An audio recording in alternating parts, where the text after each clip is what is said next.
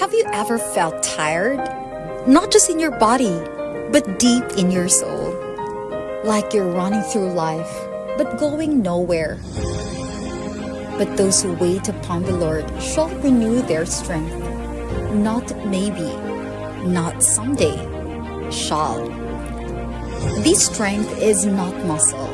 It's the kind that lifts your spirit when your knees hit the ground. The kind that whispers, "You're not yet done." You weren't meant to crawl through life. You were made to soar. What are you waiting for?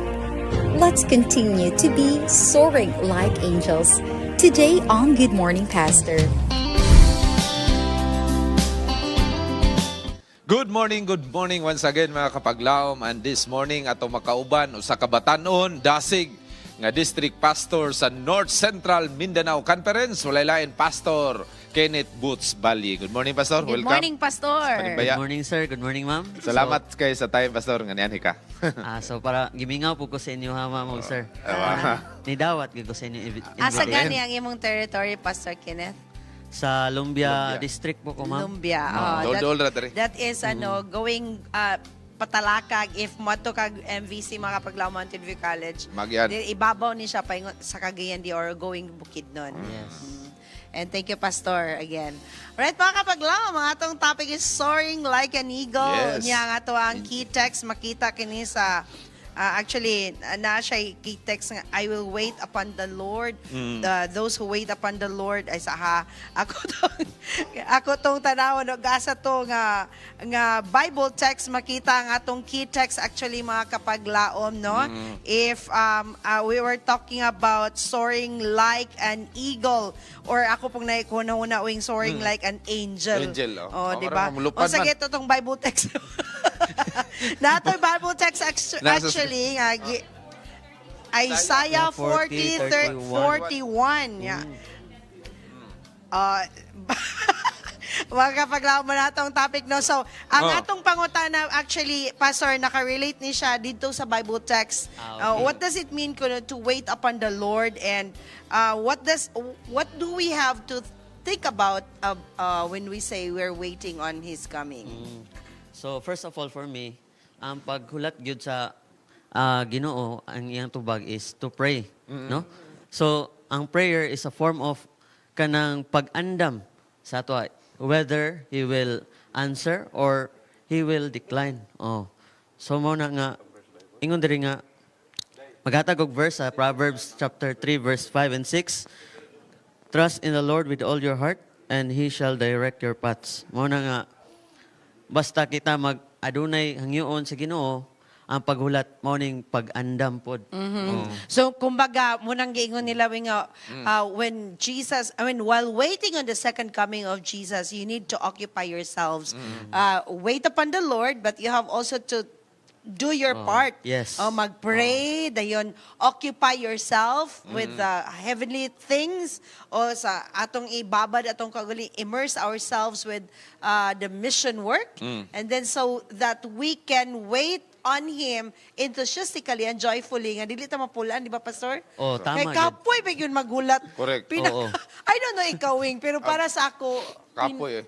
Kanang Wala magpaabot ko'y gani ka pasensya. sa magpaabot gani kag na kay pabuton nya dugay kapoy baya. Oo. Tayo Pero nga mulakaw na lang ka biyaan. Pero kapikas nimo, sir, og love nimo, dili gyud nimo biano. Oy, depende. Biyaan bigan. Mabiyaan ka. Depende.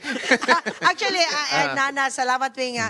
Ang atong key text is found in Isaiah 40:31. It says, "But they that wait upon the Lord shall renew their strength. They shall mount up with the wings as eagles. They shall run and not be weary. And they shall walk and not faint." Oh, grabe no. Di yun na makuyapan na ni Wing. Yeah, when we talk about waiting upon the Lord. Yes. Pero ito, Pastor, kaning unsa nga paagi nga ang Ginoo kanang paghatag niya kusog ba ba ni apil ba ni ang spiritual, ang physical o ang kining emotional? Kaning spiritual, sir. Oh, mao gid niya ako nakita nga og kita magbasa sa Bible bitaw. In times of kanang despair or kanang maguol kita, mo ni nga makahatag og comfort kining pagbasa og Bible. Oh, mo nang I promises. agree. Oh, promises niya. Kay nakatesting ko, sir, kay Kasi na ko'y itong friend. ibulagan ka, kuya. Ah? Apil na po to? Apil na. Di ba, sir? So, Ah. na ko'y friend nga nag-struggle gud siya Bible classes on niya. Close kay nako nga friend ba. So mo na nga Babae to siya. Babae. oh, babae to siya. Oh, so mo to nga ang isip nga usa ka believer of God. So nagtuo mi nga we must also kanang follow God's commandment. So mo na nga ang iyang pagsulay murag burden pud sa kuha. So mo na nga pagampo nako og pagbasa sa Bible nahimo nga na unburden ang akong kasing-kasing. Tama, gyud. Og usa pa gyud gitubag sa Ginoo ang pagampo nga na exempted siya sa Sabbath classes.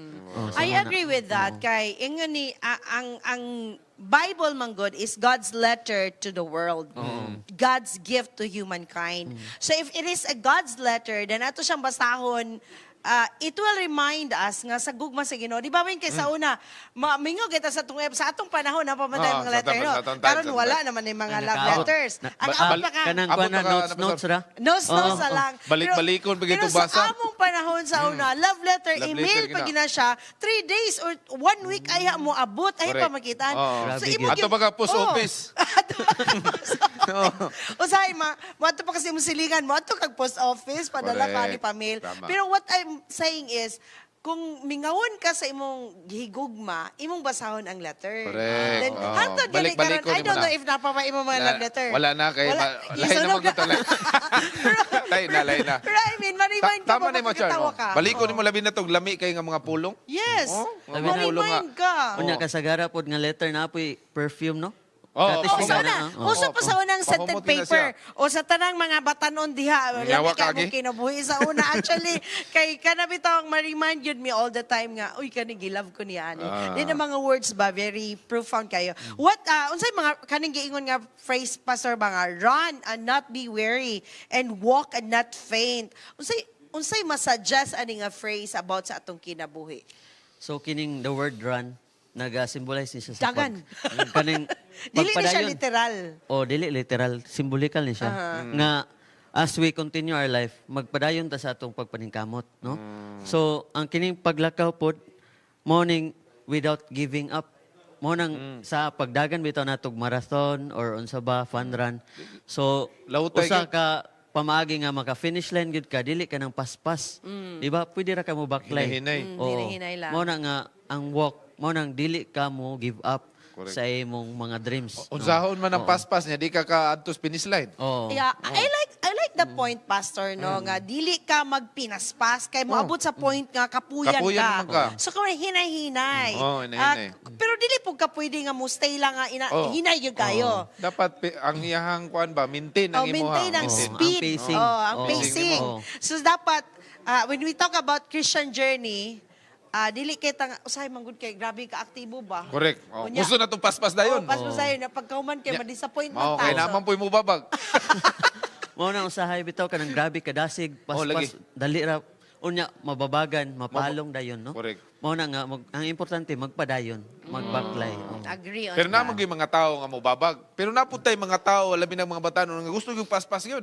Oo. Para sa imo ha, pastor, Oo. district pastor, maka nagi mo sakop nga gusto gyud nga.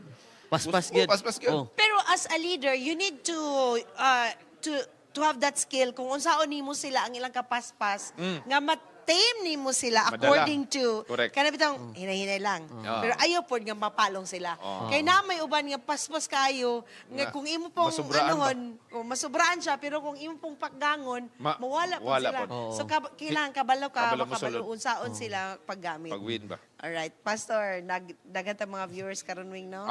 Pastor. And we would like them to know how would you feel or sa mo gusto nga ipaabot sa ilang mensahe karon kabuntagon regarding aning paghulat diha sa atong Kay lisod ba ya kay ang pagpaabot? Lisod gyud kay. Oh, lisod yung pagpaabot, oy. I believe kana bitong kanta nga hulat magmapailubon ka. Mo nang mga lalaki karon kung manguyab sa babae, dugay sungton mga wala na dayon. Mga wala Dili na para sa dayon. una, Dili ka grabe. kayang paabot ba? Ay, Ha? grabe sa una. Pero sa una, grabe, padugayay man sa Oo. una. Oo, Padugayay grabe sa ang una, pinakadugay mo ay subton lugar. Karon Wow. ang Ah. pinakadugay Wala, na. missing ang na-aksyon na. Pero those values, kung ato siyang ma-maintain, okay ba yun ang mga solid ang kami niyon when it Pero is na daw ano. na ikuan po charm nga sa una daw nganong dugay sugton imo na daw gi-practice nga ang imuhang sugton, imo nang andir-andiron sa kuan, babae. Murag yaw, si Rex. Si Rex. Sige, Pastor. So, Okay, we go. are all waiting for the Lord. Sometimes we get too tired, we get weary. Sometimes dilipod ma-weekend tang atong spiritual Correct. being. But then what can we hope for in the Lord when Labi we na are sa mga waiting for batanon. Him?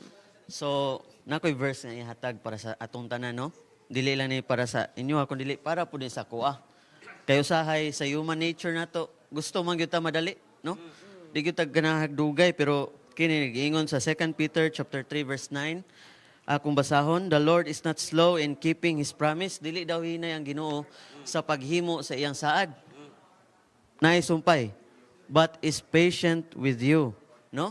Nari panahon nga, kanabitaw dili day kaandam nga mudawat sa iyang panalangin. Muna nga, adunay panahon nga iyang gihatag kanato nga, mahimo ta mature enough to receive it. Oh. Mature enough. So, Oh. do we have to wait for that maturity, Pastor? Or ihatag So, mo na sa Ginoo, ihatag po na depende sa sa Ginoo. ato ang pagpangayo niya? Ihatag po na sa Ginoo pinaagi sa mga circumstances nga atong maagian.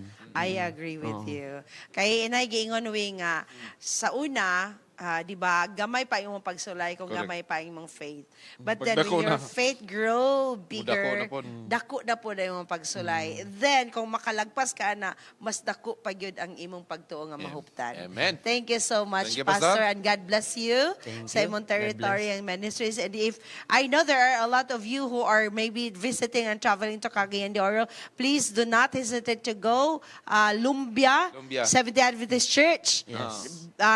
Likod lang gini siya sa barangay hall, mga kapaglao. Correct. Pwede Naman niyo ang kuan, mahapitan. City Jail, dali ra tultulon. City Jail. Dagan na tabang establishment diya. Oo. Uy, taga Lumbia, among Lumbia. Oh, dyan, dyan. di Abi ba? ka Lumbia. Silingan Oh, naman ta, ma'am. Silingan. Alright, mga kapaglao.